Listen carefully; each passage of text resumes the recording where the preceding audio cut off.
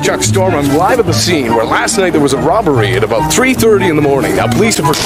Bintang kecil di langit yang biru.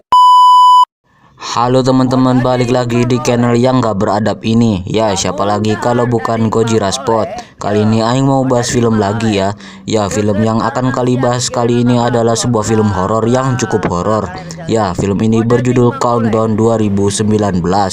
Film ini menceritakan tentang sesosok iblis penghuni sebuah aplikasi 60 GB.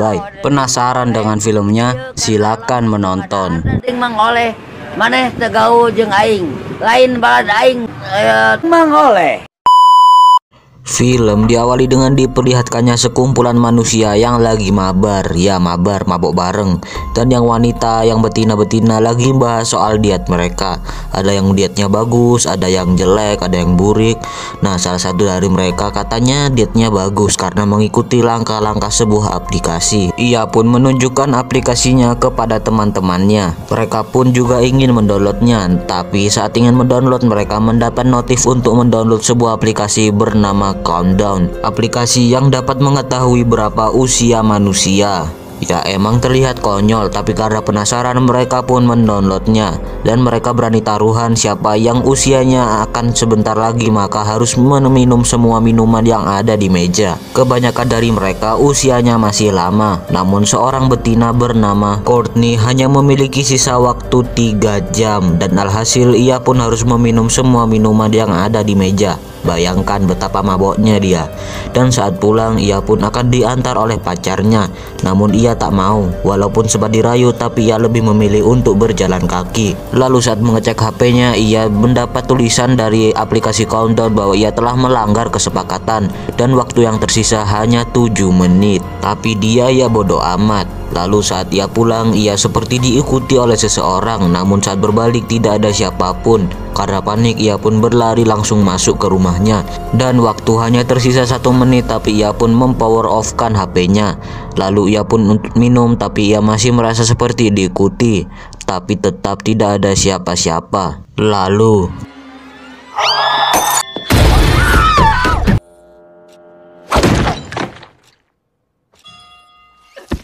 sedangkan di sisi yang lain, pacar Courtney mengalami kecelakaan dan saat menoleh ia melihat ada sebuah batang pohon yang menembus kaca mobilnya. Dan jikalau Courtney duduk di situ, ia pasti akan mati dengan keadaan yang lebih mengenaskan. Lalu film Countdown dimulai. Lalu nampak seorang betina bernama Queen yang adalah seorang suster di rumah sakit. Ya, rumah sakit ya, bukan rumah sakit jiwa. Lalu saat masuk ke kamar salah seorang pasien, ia melihat pasien tersebut sudah tidak ada. Ia berpikir bahwa pasien tersebut berada di ruang rumah sakit yang sedang diredov. Dan benar, ia pun menemuinya. Dan pasien tersebut bernama Evan, yang adalah pacar Courtney yang tadi. Ia akan menjalani operasi karena kecelakaan yang tadi. Namun ia merasa ragu karena ia juga mendownload aplikasi Countdown. Dan waktu yang tersisa pas saat ia akan dioperasi. Dan ia berpikir bahwa ia akan mati di operasi tersebut. Apalagi setelah mengetahui bahwa pacarnya menjadi salah satu korbannya. Tapi Queen tidak percaya dan menguatkan Evan. Evan pun tertipu dan akhirnya ia pun memberanikan diri untuk dioperasi. Sedangkan Queen diajak oleh seseorang dan surprise. Ya, selamat, Anda telah berhasil lulus tes. Ya, kini Queen telah resmi menjadi suster di rumah sakit tersebut. Ia pun merasa senang. Tapi pembicaraan mereka teralih kepada aplikasi Countdown yang Evan bicarakan tadi kepada Queen. Karena penasaran mereka pun mendownloadnya. Tapi usia mereka masih cukup lama. Namun tiba-tiba datang seorang manusia yang membawa manusia lain yang sekarat. Mereka pun segera bergegas untuk menolongnya dan berhasil. Lalu Queen pun juga ingin pulang, tapi saat ia ingin menunggu lift, ia pun ingin mendownload aplikasi Countdown. Ia pun mendownloadnya dan mengisi formulir. Dan betapa terkejutnya ia mengetahui bahwa usianya hanya tersisa 2 hari saja. Lalu di rumahnya ia pun tengah menelpon seseorang dan mengisi sebuah formulir, entah formulir apa ini. Lalu ia pun pergi ke rumah ayahnya untuk sebuah hal. Namun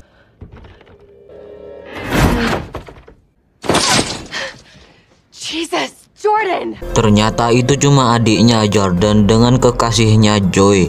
Mereka berdua baru aja selesai anu-anuan dan si Joy pun pulang karena ada kakak si Jordan.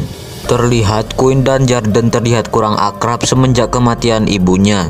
Lalu kemudian Quinn pun bertemu dengan ayahnya. Mereka terlihat bahagia dan ayahnya berencana pada hari Sabtu akan berziarah ke makam ibunya. Kemudian Quinn pun setuju dan Quinn pun pergi untuk dinas pagi. Sedangkan Evan juga akan segera dioperasi di waktu yang tepat saat ia menemui ajalnya. Kemudian ia pun akhirnya lebih memilih untuk kabur. Namun ia mendapat peringatan melanggar kesepakatan pengguna dari aplikasi Countdown. Namun Evan tak memedulikannya dan lebih memilih untuk kabur. Dan sama seperti pacarnya, ia pun juga merasa seperti diikuti di menit-menit terakhirnya. Dan ingatlah, ajalmu akan terus mengikutimu dimanapun kamu beradu.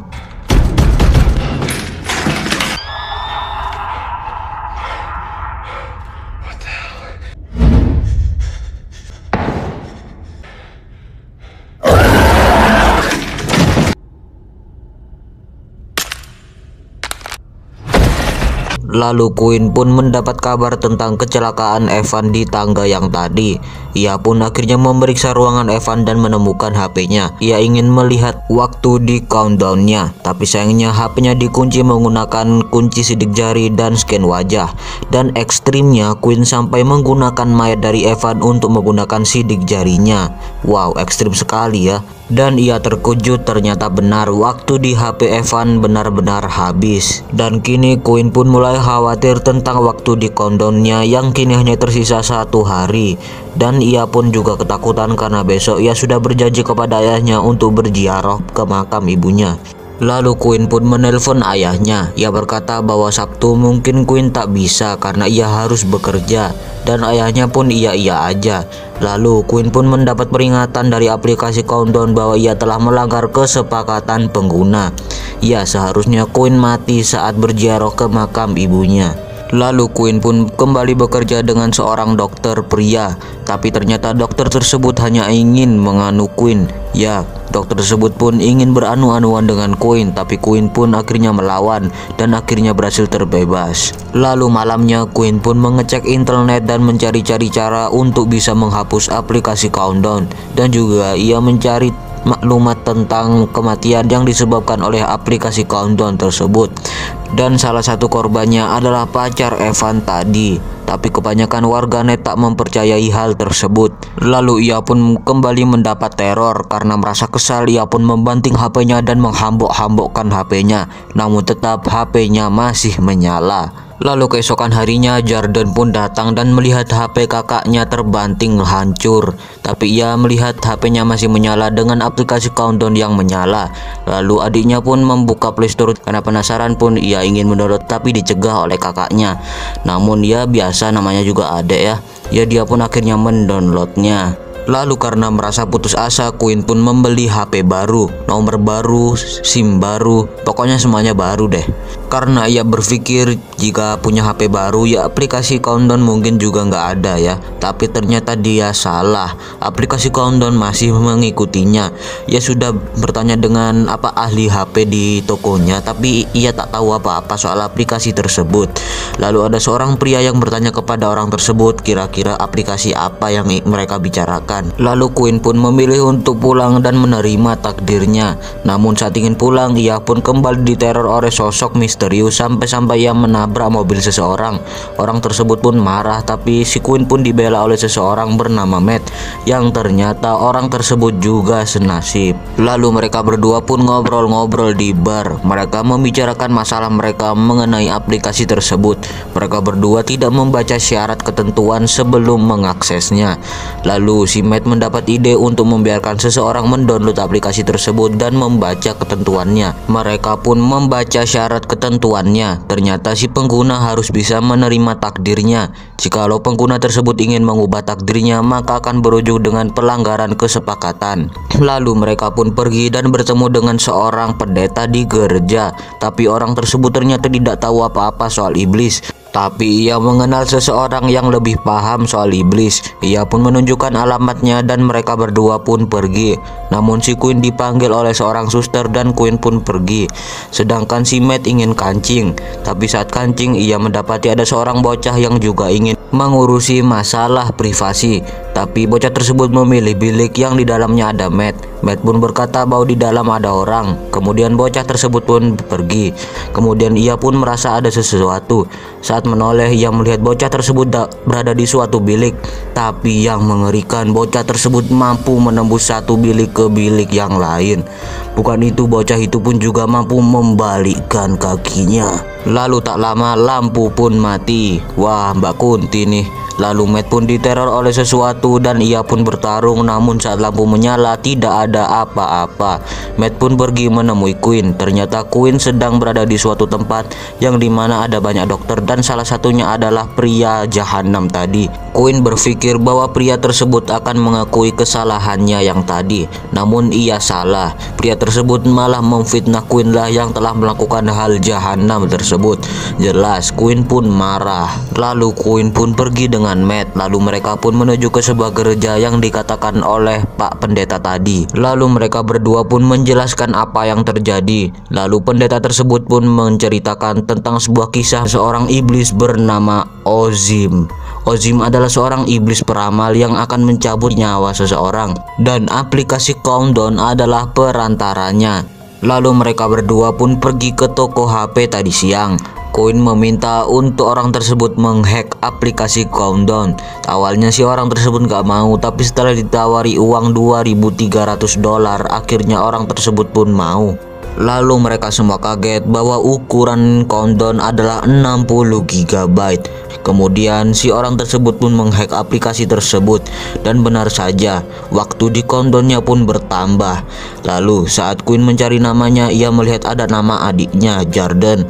Kemudian ia pun juga mengubah waktu di Countdownnya dan mereka merasa senang karena kini usia mereka bisa bertahun-tahun lamanya. Namun malamnya Queen kembali diteror dan waktu di Countdownnya kembali menjadi semula.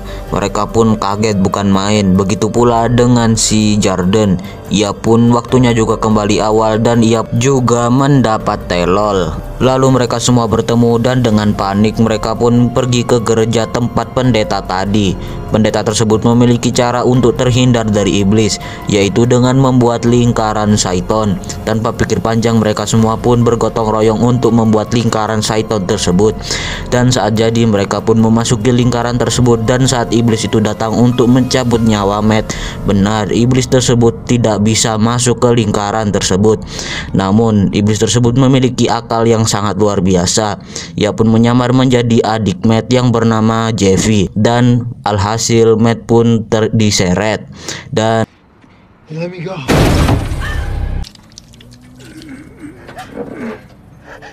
Matt pun tewas pada waktunya. Lalu Jordan yang terluka pun dibawa ke rumah sakit tempat Queen bekerja dan terlihat di berita kereta yang harusnya dinaiki Matt pun mengalami kecelakaan. Kemudian si Jordan diobati oleh dokter jahanam tersebut. Lalu Queen mendapat ide untuk mengakhiri hidup dokter jahanam tersebut sebelum waktunya. Lalu mereka pun berjanjian untuk ketemu di ruangan rumah sakit yang sedang direnov. Kemudian si Queen pun langsung melancarkan aksinya dengan menghambluk-hamblukkan dokter tersebut. Tapi jelas iblis tersebut pun menahannya dan menolong dokter tersebut. Sedangkan Queen yang kini sisa hidupnya hanya beberapa menit lagi akan dijadikan siksaan oleh iblis tersebut. Si Queen pun akhirnya ingin menyuntikkan sebuah cairan bunuh Dirman, tapi Jordan pun menahannya dan iblis tersebut juga menahannya dengan cara berubah menjadi ibunya. Si Queen sempat berhenti tapi ia pun tak tergoda dan langsung menyuntikkan ke tubuhnya. Iblis tersebut pun langsung panik dan langsung menahannya untuk tidak meninggoy dulu, tapi terlambat. Queen pun meninggoy sebelum waktunya dan iblis tersebut melebur menjadi abu. Kemudian Jordan pun menangis kehilangan kakaknya tersebut. Tapi ternyata Queen telah merencanakan semuanya. Ia membawa sebuah cairan yang akan mengobatinya. Kemudian Jordan pun menyuntikkan benda tersebut ke tubuh Queen dan Queen pun kembali hidup. Lalu mereka pun pergi ke makam ibunya untuk berziarah. Dan kini hubungan antara Queen dan Jordan kakak beradik tersebut kembali membaik. Dan iblis tersebut kembali lenyap dan semuanya menjadi normal. Tapi jangan senang dulu boy. Dan film My darling. Yeah.